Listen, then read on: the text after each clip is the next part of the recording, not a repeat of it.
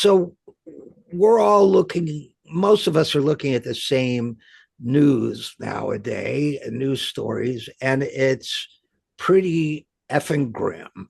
And what I keep coming back to in all of this, and we can pick different ones that may have caught your eye more than mine, and vice versa, but we're seeing roughly the same things. And it seems to me there are certain things phrases you don't get to use in polite society. Some academics will scoff at you, a lot of media pundits will scoff at you, among those late stage capitalism, for example, or imperial decline. And yet it seems to me, as I look at some of these stories, they and by the way, I wasn't fond of the empire at its peak, but a well functioning, however, anti democratic empire manages to avoid being too obvious about its violence. And manages to suppress violence among its citizens. Empires prefer the structural form of violence. That's harder to see, and people starving off camera and so on. But as we look through some of the events of just recent weeks alone, we've seen ICE agents on a rampage around the country, doing and saying things, behaving in a way that would have been unthinkable even a year ago or two ago. We've seen a massive brutal stifling of speech on campus, particularly around the issue of Israel Palestine, under Joe Biden, and now accelerating under Donald Trump, or continuing. Yeah, I know you've mentioned mass shootings. We have we could go on, and perhaps we will, but we have even the symbolic defacement of the empire in Trump's demolishing of the East Wing of the White House to replace it with a ballroom, which is, I expect the house band from the Titanic to be playing Nearer, My God, to Thee when that ballroom is up and running. But all of this says to me something is breaking down. And I think it's the American empire. But what do you think? What are your observations, and how much does this track with what you're seeing? Well, I want to pick up on something you said in passing, which I think is very wise. Um, a function, excuse me, a functioning empire makes it all look natural, automatic, smoothly running, so well oiled a machine that any attempt to disrupt it will be self-defeating. It is just it it has faced its problems, it has found the solution. The sun never sets on the British Empire. It is so vast, it is so well coordinated. It's almost as if the sun never sets because the British control the sun, right? It's sort of the unspoken implication. And therefore, it would be a breakdown if something marred that image, that framework. And you said it very quickly in passing. The violence that all empires have needed to establish themselves and to sustain themselves has most of the time, particularly after they've established the empire, been at the margins, and therefore relatively easy to minimize, to hide, to diminish in the consciousness of the mass of the people. So yes, there may be some violence. Uh, I remember, if you read the decline of the Roman Empire, uh, they described all of the mass groupings that were eroding the empire as bandits, or as, the very words that we use now. These were people who were primitive. They weren't really people educated, elevated people like we are. And then as the empire declines, and here comes my point, the violence goes from outside to inside. Or as some people say it indelicately, the chickens come home to roost. The violence turns inward. And we all then, at that moment in the decline of an empire, shake our heads at one another, saying to one another, we should have known it always eventually comes home. I've been wondering for 2 years, as I know millions of people have, at how and why it came to be that the Israeli people would behave in Gaza these last 2 years as they have done. That the level, whatever the horror at October of back in 23 when Hamas did its thing, whatever your anger and horror at all of that, nothing can justify what the last 2 years have done. And yet, most of the quote unquote civilized world watched this massive destruction of people right in our midst, right there. And let me give you the best example I can think of, which bothers me a lot. For the last month and a half, we have watched the United States military, ordered by the presidents, to kill, I believe it's now up to 6 boatloads of people, 4 of them in the Caribbean, and now 2 of them over on the Pacific side of South America. We are told by the president that they are drug dealers or drug traders of one kind or another. No shred of evidence has been brought forward. No explanation of why they aren't boarded by American ships and arrested, which is what we have been doing for 75 years to drug traders that we catch. We arrest them, we give them a lawyer, they go before a judge and jury, and if they are determined to have been guilty, they are given a prison sentence. We do not execute people convicted of drug trading crimes. We haven't done that in my memory and maybe ever in the history of the United States. So what in the world are we doing in international waters, thousands of miles from the United States, killing people? And I'm going to exaggerate now, but not by a lot. No one says anything. The same president who talks endlessly with his European counterparts about a quote unquote rules-based international order. What's that? Killing the people in the boats?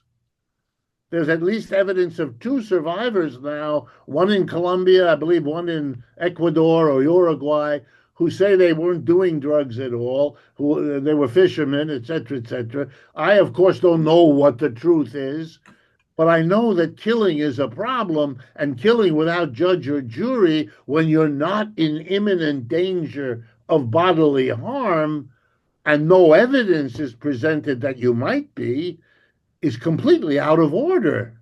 Why would you be? Why would the president? Here's my question. Why would the president of the United States, embroiled in a global conflict with Russia and China, losing the war in Ukraine, which every reasonable person looking at it now knows is the case, even Mr. Zelensky is half admitting it, why would you do this? Where does this violence come from? Why? I think, if I may, your question answers itself in the sense that, at least according to my, crumbling empire thesis, because as the cracks become more apparent, as the weakness and diminution of power of your empire becomes more present, more obvious to the world, the more you have to try to project the image of power to offset that. I guess I would first of all say that it is horrific. It is a violation of international law, but it's an escalation of something that Barack Obama was doing as president. Barack Obama authorized drone killings that were also utterly illegal under international law of people who had not been arrested or convicted of a crime, including this 16-year-old son of a radical Islamic cleric. The father was killed 1 week. The son was killed a week or two later.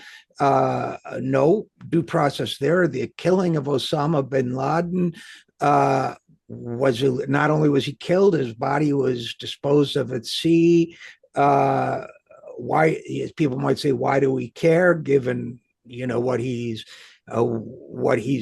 responsible for? Well, I'd say, first of all, a trial of Osama bin Laden would have been an extremely informative look at how different parties, including the United States, have been at play in a place like Afghanistan, supporting people like bin Laden and now the new government of Yemen and so on. So the public had a right to know that. That's one of the purposes of trial, not just to defend one's potential innocence, but to inform the public about the crime at hand. But it is an escalation. And to me, it's a declaration of, as the United States loses control of this corner of its empire that was once totally under its thumb, Latin America, South America, it's going to lash out in this way. But it also seems to me to be of a piece with ramming cars on the streets of Chicago, having government, militias or troops doing that, masked thugs forcing old women to the ground, or deliberately, as they did in one case, shooting a minister who was giving a talk in the head from a rooftop with one of those non-lethal projectiles, knocking him to the ground, which is not only has this again, this is just my thesis, but not only has this empire become so weak that it's got to project itself with increasing brutality around the world, it's got to project brutality on its own citizens now in an open way, in a way that Black people may, and poor people in certain populations may have known about for a long time, but is going to perhaps be a shocking bit of news for some of the rest of us. What do you think? Yeah, and you're stimulating in me a recognition that it's really worse even than I've been talking about. Think about the boasting. I'm going to take over Canada. I'm going to take over Greenland. I'm going to take over Panama. Look at the way he, has purchased or tried to purchase the election in Argentina next week by basically saying to the entire population, if you vote the way I want for the existing government, $40 billion will come your way to support your currency.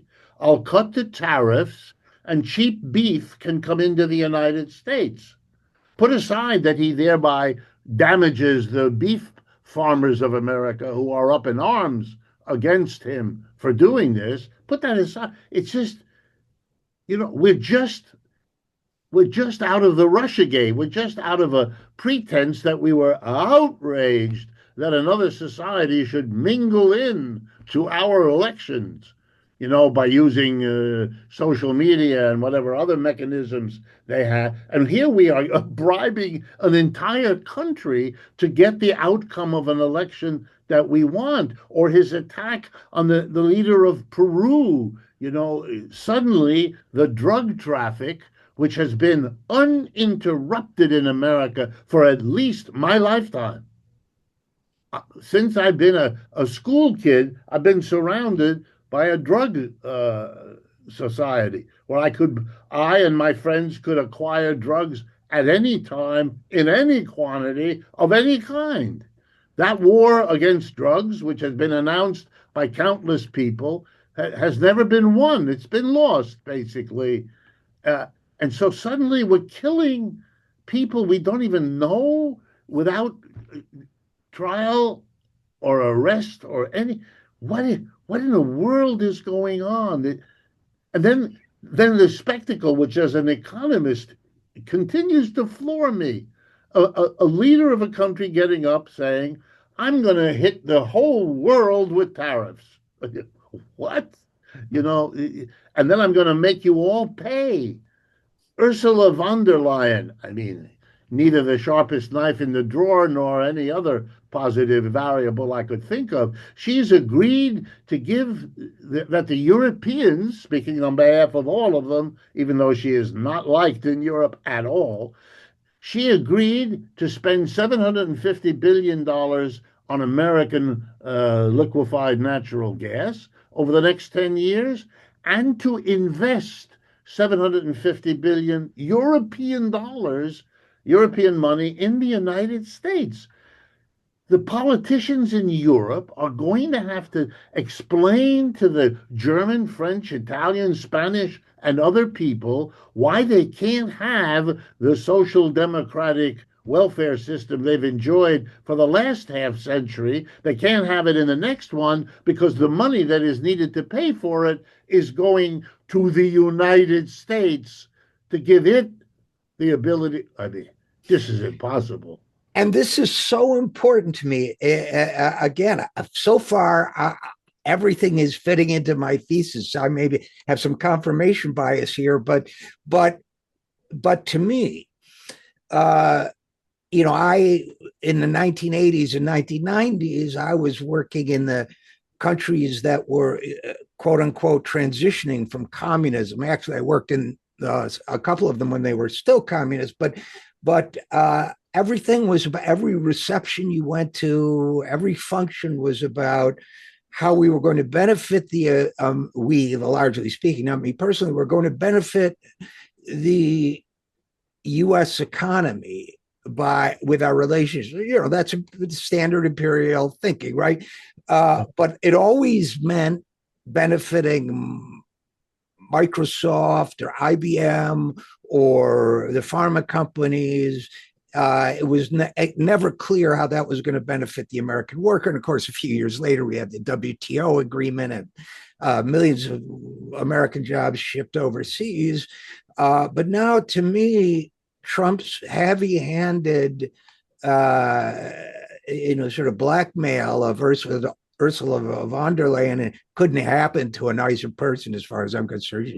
She was so dreadful on the ethical issues of genocide and everything else that that's not going to, people may be fooled for a minute, some people in this country, to think, well, that's good for America. Well, but who in America? When you have an empire, you don't, I mean, the slaves of Rome didn't benefit from imperial expansion, nor did the poor farmers serve the people in the latifundia or whatever. So, to me, it all fits into this flailing, and so does the bravado. To me, it's just, the weasel words of the Anthony Blinkens and trying to put a gloss of decency on it. It's pathetic. It didn't work. And so now we have, I think, a pro-Democratic Party influencer challenged J.D. Vance and said to him, rightly, this influencer said rightly, killing the citizens of another nation, meaning these Venezuelan fishermen or whatever, who are civilians without any due process, is called a war crime. And now I'm going to use a language I'm not normally allowed to use on radio, but given that it's the Vice President of the United States, I will quote J.D. Vance. He said, "I don't give a shit what you call it." That, to me, is just part and parcel of, like, we're not pretending anymore. We're going to use brute force anywhere and everywhere we like. It's going to benefit us and the people who pay homage to us and the people who show fealty to us. And the rest of you, we're going to call you Antifa or come up with some bandits you mentioned, in the old empires. Barbarians was another word they Right, used. barbarians. That's You know, right. the J.M. Coetzee novel, the South African novel, Waiting for the Barbarians, is a really terrific example of literature on this. But the to me, it's just open season. And to me, when an empire can't hide its vulgarity anymore, its inherent obscenity, uh, I certainly hope it's the beginning of the end. But what do you think? Well, the history teaches us that it goes roughly as follows. Um, you try as hard as you can to maintain the empire using the old, polite, quiet, only at the margins violence model. But you eventually hit a level of problems in maintaining the empire that it starts to break down. It exceeds your management capabilities. The problems may have grown, your management capabilities may have grown, but at a certain point, in every empire the world has ever seen, the problems outgrow the capacity to manage. At that point, the decline sets in, and you begin to see the violence coming home, the contradictions becoming aggravated, conscious, and then you get the I don't give a shit, right? You get the explosion of the people who don't understand what's going on, who are experiencing almost viscerally the very frustration of contradictions they cannot resolve, and so they resort to the violence. And for a moment, the violence is a shocker. The people who were eating away at the margins of the empire make a pause, take a step back, retreat maybe, but relentlessly, your very crude takeover of the empire because you no longer have the resources to manage it quietly and diplomatically begins, and here comes the dialectic, to organize your enemy. You're teaching everyone that you're the problem. When Mr. Right. Trump levies tariffs on every country in the world, he's creating an opportunity. He doesn't understand it, but I see it.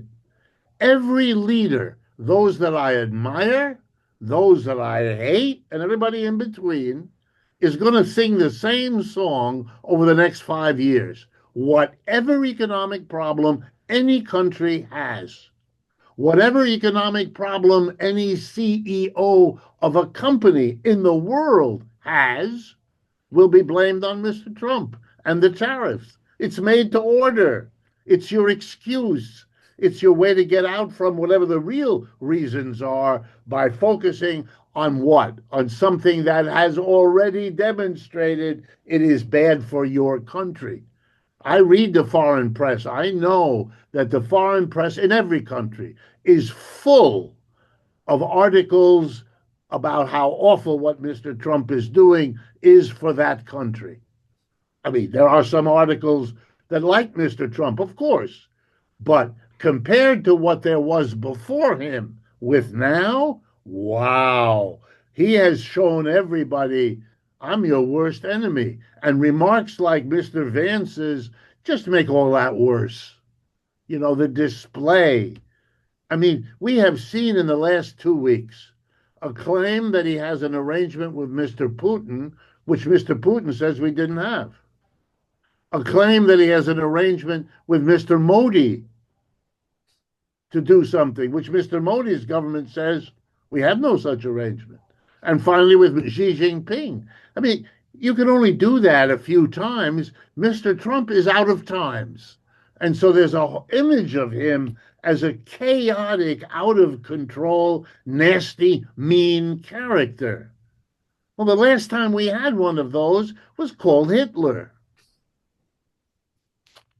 Well, yeah, but the difference I think here with let's say Germany after Hitler versus the United States after Trump, and there is likely to be a United States after Trump. Like one can't be certain, but Germany after Hitler had been defeated militarily, and had been occupied by the U.S. and the Soviets and the British and the French, and reconstituted its government along what were meant to be liberal democratic lines. So it could be argued that both West and East Germany were were not to be associated with the sins of the Hitler regime. The difference here, I think, is that I suspect that what happens post Trump is either, a J.D. Vance or another similar character, or if it's another centrist corporate Democrat, people will still say worldwide, how do we know you won't be replaced with another Trump? Trump, we did it. If you're Iran, we did a deal with you. We honored it. Trump broke it. If you're Russia, we did a nuclear arms deal. Trump ended it. Go on and on down the list. If you're Venezuela, our sovereignty was violated. And if you're the American people, how do we know that ICE won't come crashing into my neighborhood again and knock my minister down, shoot my minister in the head with a chalk ball or whatever they use. So to me, I don't know really what the coming back from this is. And I think we'll still be left with those symptoms of terminal imperialism that scholars have pointed to. I mean, there are differences of opinion, but a lot of things seem to fall together in those analyses. Monopoly capitalism, oligarchy, attempts at global monopolies, territorial dominance, which I think is one of the things that the attacks on the Venezuelan boats is trying to show. Overexpansion and overextension, which seems obvious. Government corruption, which is obvious. Perpetual warfare, jingoism, all of the things that are associated with an empire that's falling apart are things. I mean, tell me I'm wrong if you think I'm wrong, but to me, this thing ain't going to go well for the system as it currently exists. Well, here's the only hope that I see, and I cling to it, and I know that the clinging has its own desperation woven into it. That there will be a recognition that looking at China as the great adversary, pivoting, as they say, as Mr. Obama, from the Soviet Union as the great antagonist, or global terrorism as the great antagonist, now to make China, begins to suggest a society that is obsessed by having global antagonists, and that's part of the problem, and that therefore the solution is finally to sit down with Xi Jinping or whoever the leadership in China might then be and work out a live and let live division of the planet between them so that they do not do what they're on the road now to doing. And the appeal for that would be that nuclear weapons make it that much more urgent. And when people question me about this, I remind them World War One was the most horrible war the world had ever seen. And one of the outcomes was an attempt to organize something called the League of Nations. Right. And the number one goal by the people who did that at the end of World War One was to never have another war like that again. They called it the Well, war to end all wars. right. A few years later, not many, between 1918, roughly the year that World War One ends, and 1939, when the next one begins, roughly, it's not that many years. But after World War II, it was recognized to be even more urgent to never have such a war again. So we created the United Nations, which we still have. All right, the next one risks being a war by nuclear weapons, since so many countries now have them where we know they have them, and at least half a dozen more where they probably have them. Uh, Maybe that will be enough so we don't have to have that last war, but can actually turn the United Nations into what it was supposed to be, which is an attempt on a multinational level to make a livable world on the grounds that sequential empire is simply too dangerous and too costly. My reading of World War One was that it was a clash of competing empires. And my reading of World War II was pretty much the same. I mean, a different juxtaposition, but the same basic problem. And we seem to be heading for it now again.